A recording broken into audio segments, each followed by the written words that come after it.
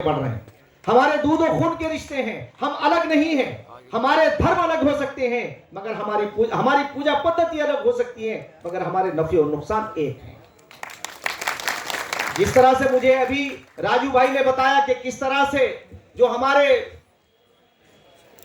यहां प्रतिभागी लोग आए हैं और किस तरह से हम उनकी तैयारियां कराते हैं, यकीन जानिए अगर सारे समाज के अंदर ये चीजें जाएं और युवाओं के अंदर ये जाएं तो मैं दावे के साथ ये बात कह सकता हूं कि ये देश नशा मुक्त भी रहेगा और स्वस्थ भी रहेगा।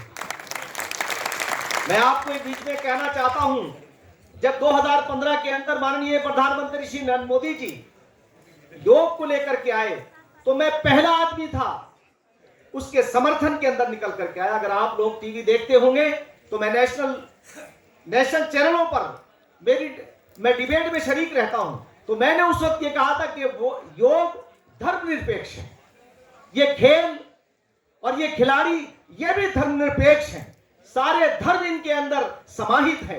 आपको यही मैसेज पूरे देश को देना है।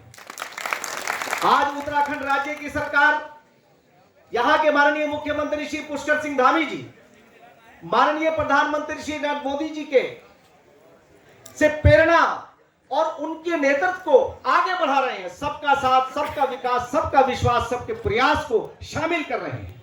मैं आज आपके बीच में अगर किसी से पूछूं, आप में कोई ऐसा नहीं होगा हमारे समाज के अंदर जो तमाम कल्याणकारी योजनाओं से लाभान्वित न हो रहे हैं। तो भाइयों और बहनों, मैं आपके बीच में ये बात कहना चाहता हूं, फिर क्यों नहीं हम ऐसा समाज तैयार करते कि जिसमें कोई गैर ना हो। हम सब अपने हैं, गैर नहीं है।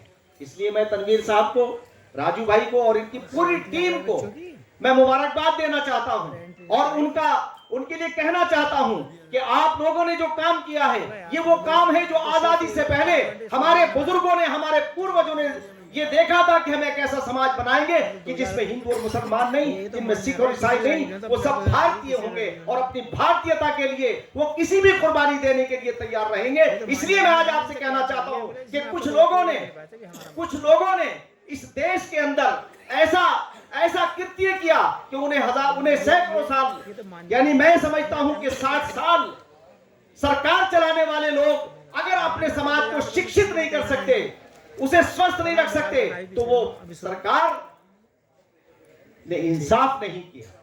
मेरा कहना है कि हमसे पहले, आज के प्रधानमंत्री से पहले जो प्रधानमंत्री बने वो थे जो राजा महाराजाओं के पैदा होते थे। आज हमारे देश का प्रधानमंत्री वो है जो आम घर से निकल करके आया है। आप ये सोच सकते हैं कि अभी उन्होंने एक आह्वान किया कि हम 1 लाख ऐसे युवाओं को लेकर के आएंगे राजनीति के अंदर जिनकी कोई राजनीतिक बैकग्राउंड नहीं है। ऐसा सोचने वाला हमारा प्रधानमंत्री, क्यों उन्होंने ऐसा सोचा? इसलिए कि वो एक साधारण घर से निकल करके आए, उनकी कोई राजनीतिक बैकग्राउंड नहीं है, कोई आईएएस और आईपीएस पैदा नहीं हुआ, कोई राजनेता पैदा नहीं हुआ, वो साधारण इंसान थे और ईश्वर ने उन्हें उस जगह पे आके बिठाया जहां कुरान कहता है कुलिल्लाहुम्मा मालिकुल मुल्क तुतिल मुल्का मन तशा व तंज़िउल मुल्का मिम्मन तशा व तुइज़्ज़ु मन तशा व तुज़िल्लु मन तशा। हम जिसे चाहते हैं उसे इज्जत देते हैं और ये हुकूमत हमारी तरफ से इज्जत है।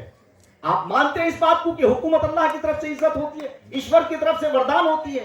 तो इसलिए मैं आज कहना चाहता हूं, आप लोगों का आह्वान करना चाहता हूं कि आप एक स्वस्थ दिमाग के साथ सोचिए, आने वाली जनरेशन को आप पढ़ा लिखा बनाइए, एजुकेशन दीजिए। आप ये तय कीजिए कि हम अपने बच्चों को किसी भी कीमत पर पढ़ाएंगे, जैसे किसी भी कीमत पर आप अपनी बॉडी बिल्डर्स के लिए निकले हैं, इसी तरह से अपने समाज को शिक्षित करिए। वो समाज जो शिक्षित होगा वही आगे जाएगा। तो इसलिए मैं आपके बीच में कहना चाहता हूं कि ये सरकार सबका साथ, सबका विकास, सबका विश्वास, सबके प्रयास को आगे बढ़ा रही है। और खास तौर से मैं एक बात ये कहने में संकोच नहीं करूंगा क्योंकि तनवीर साहब मेरे बराबर में खड़े हुए हैं और मेरे दोस्त राजू भाई और उदित जी यहां खड़े हैं। यहां हमने देखा, मैं उत्तराखंड राज्य के अंदर जब से मैं यहां आया हूं और मुझे यहां इस सरकार में एज ए मंत्री के ये जिम्मेदारी दी है, तो मैं ये देख रहा हूं कि मुसलमानों के बीच में जब मैं जाता हूं तो उनकी धारणा वो वोट बैंक बने रहे, इसलिए कि एजुकेटेड नहीं थे, उन्हें लोगों ने गुमराह किया। तो आज आपके बीच में कहना चाह रहा हूं कि आप वोट बैंक की धारणा से बाहर निकलिए। 60 साल में कांग्रेस ने यही काम किया। आज ये सरकार जो लोग भ्रम पैदा कर रहे हैं, आपसे कहना चाहता हूं मैं, आप भ्रम में मत आइए और किसी के बहकावे में मत आइए। आप लोगों की जिम्मेदारी है कि समाज के अंदर आप वो मैसेज पहुंचाइए जो समाज का हक है, और समाज का अधिकार क्या है कि आप उन्हें शिक्षित बनाइए, उन्हें रोजगार बनाइए। तो इसलिए मैं आपके बीच में ज्यादा ना कहते हुए मैं आपका शुक्रगुजार भी हूँ और आपका आभार व्यक्त करता हूँ, और आपसे कहना चाहता हूँ कि आप इसी तरह से आगे बढ़िए। ये आपका कार्यक्रम बहुत आगे तक जाएगा। मैं माननीय मुख्यमंत्री तक और सरकार तक आप लोगों की बातों को पहुंचाऊंगा भी आने वाले दिनों में, मुझे उम्मीद है।